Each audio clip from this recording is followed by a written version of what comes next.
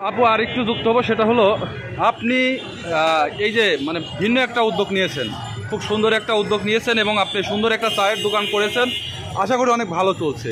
ঠিক সেই জায়গা থেকে আপনার যারা সহপাঠী আছে তাদেরকে উৎসাহিত করবেন কিনা যে আপনার মতো করে বিজনেস করে খেতে? আমার পক্ষ থেকে আছে, যদি আমি এই দোকানটা আরো বড় করতে পারি বা আমাদেরকে আরেকটা দোকান দেওয়া হয়, তাহলে হয়তো বা আমার যে আরও 3টা বোন আছে এখানে যারা কালেকশন করে, তারা যদি কাজ করার ইচ্ছুক থাকে আমাদের সাথে, অবশ্যই আমি কাজে লাগাবো।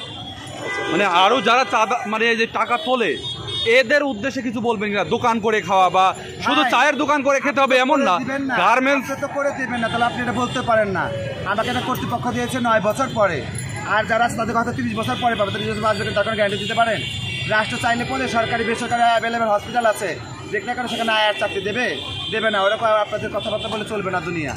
অনেকে এসে বলে আপনাদের কী দাবি আছে? দাবি আমাদের অনেক আছে, মিটাবেটাকে মিটানের মতো মানুষ এখনো বাংলাদেশে জন্মায় নাই। মিটানের মানুষ জন্মানো হলে অবশ্যই আমরা দাবি করবো তার কাছে।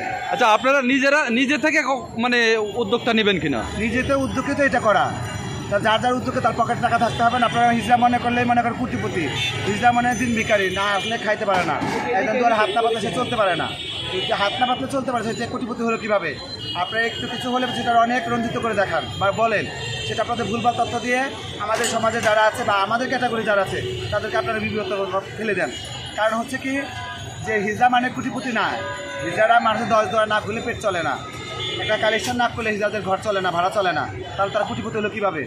এই মালিক পক্ষ একজন বড় লোক দেখে তাই সবাই বড় লোক হয়ে গেল। আচ্ছা, আপনার হাতে চা বানাই